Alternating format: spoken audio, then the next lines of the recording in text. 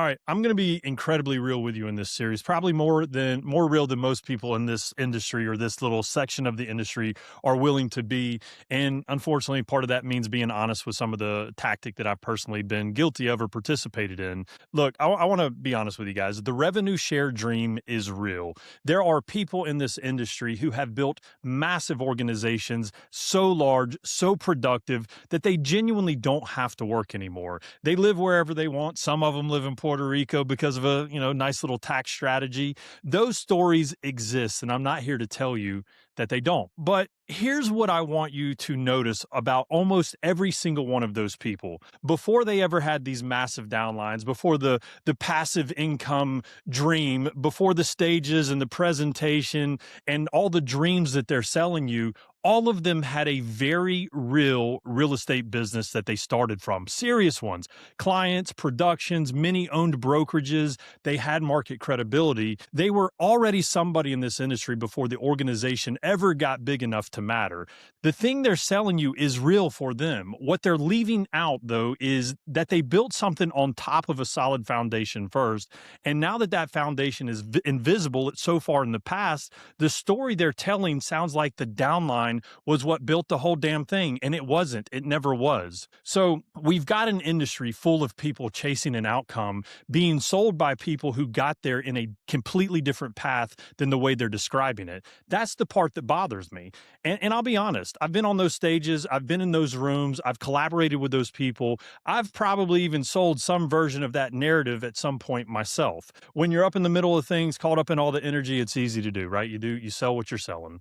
But then you watch what happens, and you watch agents get so locked in on building their downline that they stop focusing on the one thing that was actually paying their bills.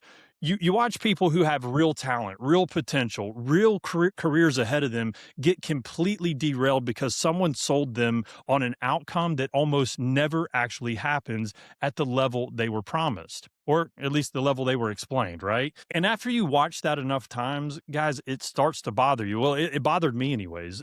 See, the problem isn't the model. Revenue share is a genuinely powerful tool. The problem is the way that it gets positioned. It's like some kind of shortcut. Like you can skip the hard part and just recruit yourself to financial freedom. That's the same energy that gets slapped on every single get rich quick scheme that's ever existed. And it's given this entire space a stigma that I think, honestly, it deserves when it's pitched that way. Here's what I actually believe after everything I've seen. Revenue share is not an exit strategy. It's not. You've been sold a lie, okay? It's not. But it is fuel. It's the thing that can fund your business, cover your marketing expenses, cover your margins, and gives you the operational capital to actually grow into something real. And one day, if you've built it the right way, yes, there is a passive income component to it that becomes genuinely meaningful. That's real. That is absolutely possible, but that's the end of the story. It's certainly not the beginning, and it's definitely not chapter one. Before you can ever get to a business worth retiring from, you have to actually build a business worth retiring from, right? And that requires production, real production. Clients, deals, market presence, credibility, all of it. Guys, that's the hard stuff. That's what's actually hard about this business.